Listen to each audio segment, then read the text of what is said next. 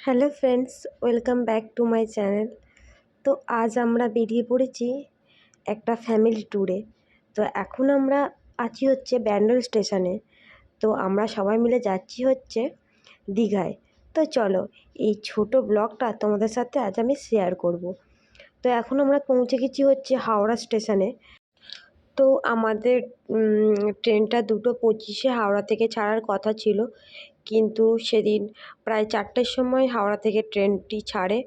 তো আমরা খুবই ক্লান্ত হয়ে পড়েছিলাম, যেহেতু অতটা সময় প্ল্যাটফর্মে থাকা। তো যাই হোক, গল্প করে আমাদের সময়টা চলে যায়, আর 4টের সময় ট্রেনটি হাওড়া থেকে ছেড়েছিল। তো ট্রেনে ওঠার পরে প্রায় সবাই আমরা একটু আধটু ঘুমিয়ে যাই। এই যে দেখছো, সবাই মোটামুটি একটু ঘুমিয়ে গেছে। তারপরেই আমরা 8:30 নাগাদ ট্রেন দিয়ে নামি। যেহেতু আমি তোমাদের বললাম যে আমাদের প্ল্যানটাও হঠাৎই হয়, তো আমাদের কোনো রকম রুম নেওয়া ছিল না। তো সেটাও একটা টেনশন ছিল। প্রায় 8:30 বেজে গেছে যখন আমরা স্টেশনে নামি।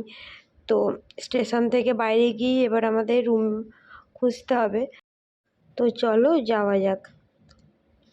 তো ফাইনালি আমরা রুম পেয়ে গেছি, এবং রুমটা মনের মতনও পেয়েছি, আর আমাদের বাজেটের মধ্যেই কিন্তু পেয়েছি। তো আমরা নিউ দীঘাতেই থেকেছিলাম। তো চলো তোমাদের রুমটা একটু দেখিয়ে দিই। এই যে এটা বাথরুম ছিল, আর এই পাশে একটা ছোট ব্যালকনি ছিল। আর আমরা ফ্রেশ হয়ে এই একটু রিল্যাক্স করছি। আজকে আর কোনো ভিডিও শ্যুট করব না, আজকে এইটুকুই। এরপরে আমরা 2 দিন ছিলাম, কি করেছি সবই তোমাদের সাথে শেয়ার করব।